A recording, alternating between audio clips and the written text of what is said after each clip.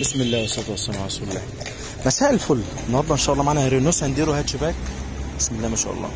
صاحبه السياره اختارت معانا فرش اسود مطفي واحمر، الخيط البنط احمر، تصميم مكنه عاديه مش كمبيوتر من اختيارها. طبعا انت ليك حريه الاختيار، سواء الفرش لون واحد او لونين، نفس الكلام لون الخيط، نفس الكلام التصميم او ديزاين، سواء مكنه كمبيوتر، مكنه عاديه زي ده، او حتى ساده خالص من غير اي تصميم. ليك حريه الاختيار. احنا علينا غرزتنا التجسيم ده من غير ما نبوظ ولا نقطع في الاصلي.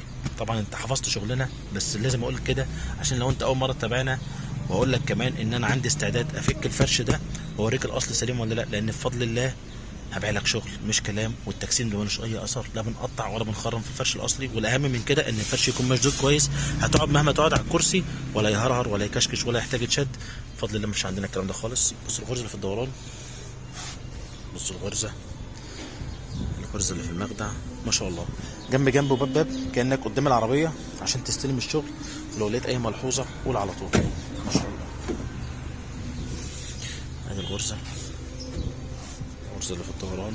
باكد لك انا على الخيط اللي في الدورانات بفضل الله اللي عندناش لا بيتعوج ولا الجلد بيعمل كشكشه، مفيش الكلام ده خالص. وحتى الجزء اللي ورا متجسم برضه اهو. بنهتم بالجزء اللي ورا زي الكرسيين بالظبط، ما بنركزش على الكرسيين بس، لا بنعمل لك كل حاجه. خلينا نقفلك الناحيه الثانيه. رينو سانديرو هاتشباك. بسم الله. نفس الكلام الغرزه، نفس الكلام الغرزه اللي في الدوران.